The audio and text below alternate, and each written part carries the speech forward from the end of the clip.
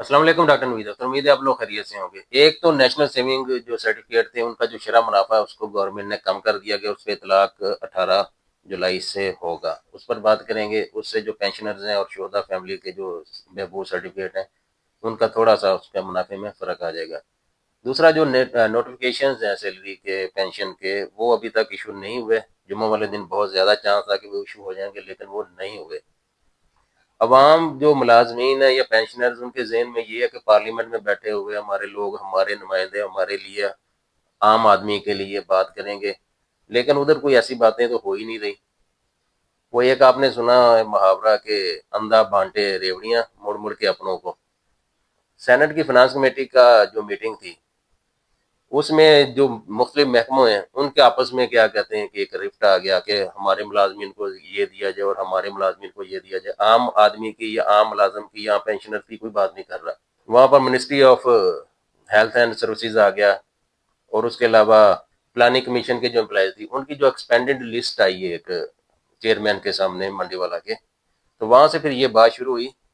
آپ کو پتہ ہے کہ ایک 6 ماہ کا اضافہ جو سیلری کا دیا جاتا تھا پہلے، جو بجٹ تیار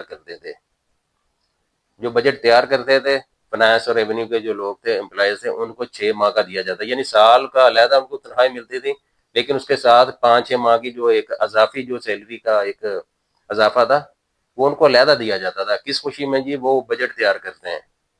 اچھا، وہ آہستہ آہستہ پھر وہ محکموں کی جو لسٹ ہے وہ بڑھنا شروع ہو گئی، اسی لسٹ میں پھر اور محکمے بھی شامل ہونا شروع ہو گئے۔ اس میں پرائم منسٹر کا جو آفس آ گیا، اور اس میں ابھی آپ کیا کہتے ہیں کہ ایف بی آر، اس میں ایف بی آر بھی شامل ہو گیا اس دفعہ۔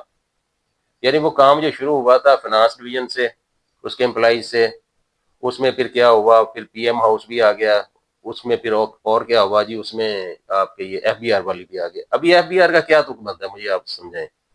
وہ بھی جی 6 ماہ کی اضافی تنخواہ ان کو بھی ملے گی، وہ اس لیے کہ وہ عوام کا خون چوس رہے ہیں، ٹیکس لگا رہے ہیں عوام کو۔ مجھے یہ لاجک سمجھ نہیں آ رہی کہ ان کو کس چیز کا 6 ماہ کا مل رہا ہے، اور ابھی تک حال ان کا یہ ہے کہ ابھی تک یہ نوٹیفیکیشن نہیں بنا سکے اور جاری نہیں کروا سکے، اور 6 ماہ کی یہ تنخواہ ایکسٹرا لیں گے۔ تو یہاں سے جب بات ہوئی تو پھر پارلیمنٹ نے سوچا کہ جب یہ پی ایم آفس والے بھی لے رہے ہیں، یہ بھی لے رہے ہیں، یہ بھی لے رہے ہیں، تو ہم پیچھے کیوں رہیں؟ اسمبلی والوں نے کہا، نیشنل اسمبلی والوں نے، ہمارے جو امپلائیز ہیں، ہمارا اسٹاف، اس کو بھی ملنا چاہیے۔ جب انہوں نے بات کی تو پھر جو سینٹ والے کہتے تھے کہ باقی سب لے رہے ہیں تو ہمیں بھی ملنا چاہیے۔ تو پھر وہاں پر سینٹ کے جو چیئرمین تھے انہوں نے اکاؤنٹنٹ جنرل کو کہا کہ آپ کو دیکھیں ہمارے جو ملازمین ہیں سینٹ کے، ان کو بھی اسی لسٹ میں 6 ماہ کا ان کو بھی دیا جائے۔ جبکہ جو وزیر خزانہ تھے اور اکاؤنٹنٹ جنرل وہ اس حق میں فی الحال نہیں تھے، وہ اس کے لیے کہہ رہے تھے کہ لیگل باؤنڈیشن ہے اس کو ہم کریں گے۔ لیکن سینٹ کی جو فنانس کمیٹی کے تھے چیئرمین، ان کا کہنا تھا کہ ہمارے سینٹ کے جو امپلائیز ہیں سیکٹری وغیرہ ان کو بھی اس میں شامل کیا جائے، اور انہوں نے کیا کہا کہ 1 ہفتے کا آپ کے پاس ٹائم ہے، 1 ہفتے کے اندر اندر ہمارے جو امپلائیز ہیں، ہمارا جو اسٹاف ہے سینٹ کا، اس کو بھی اسی لسٹ میں شامل کیا جائے، ان کو بھی 6 ماہ کی ایکسٹرا تنخواہیں دی جائیں۔ تو وہاں پر یہ چیزیں چل رہی ہیں۔ یہاں پر ایک عام آدمی جس کی 20,000 پینشن ہے، جس کی 30,000 پینشن ہے، جس کی 15-20 ہزار بیسک پہ ہے، وہ روز دیکھتا ہے ٹی وی کی طرف، وہ روز دیکھتا ہے پارلیمنٹ کی طرف کہ شاید وہاں پر پارلیمنٹ میں بیٹھے ہوئے وزیر خزانہ، وہاں پر بیٹھے ہوئے عوامی نمائندے شاید ہماری بات کر رہے ہیں۔ آپ کی بات ادھر کوئی نہیں کر رہا، ادھر صرف اپنے اپنے محکموں اور اپنی اپنی فیملیز کی بات ہو رہی ہے کہ ہمیں یہ دے دیا جائے، ہمیں وہ دے دیا جائے۔ آپ کا کسی کو کوئی پتہ نہیں ہے۔ تو مجھے اگر کسی کو یہ سائنس سمجھ آتی ہے بتا دیں کہ 6 ماہ کی تنخواہ آپ ایکسٹرا لے رہے ہیں، نوٹیفیکیشن آپ سے ابھی تک یہ جاری ہو نہیں رہا، کام ابھی آپ سے ہو نہیں رہا، تو یہ 6 ماہ کی تنخواہ کس چیز کی آپ لے رہے ہیں؟ اچھا، دوسرا ایک نوٹیفیکیشن آیا جی بلوچستان کا ایک نوٹیفیکیشن کل پرسوں پھر آیا مارکیٹ میں۔ تو وہ اگر نوٹیفیکیشن دیکھیں تو وہ بھی فیک ہے۔ اس میں اگر دیکھیں تو واضح طور پر اس میں زیادہ بحث کرنے کی ضرورت نہیں ہے۔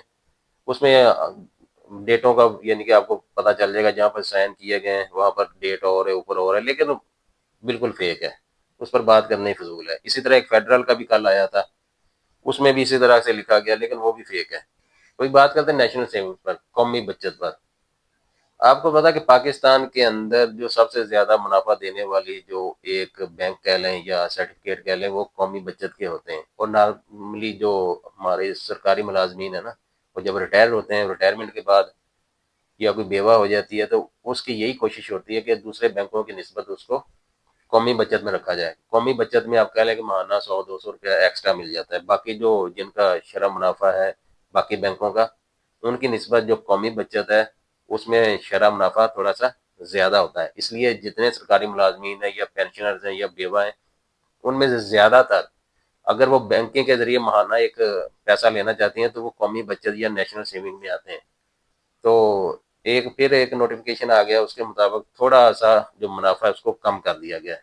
अच्छा, बहबूद सर्टिफिकेट और जो पेंशनर सर्टिफिकेट है, इनका जो शरह मुनाफा है, इनकी जो सालाना एनुअल जो रेट था उसको कर दिया गया 12.96, 12.96।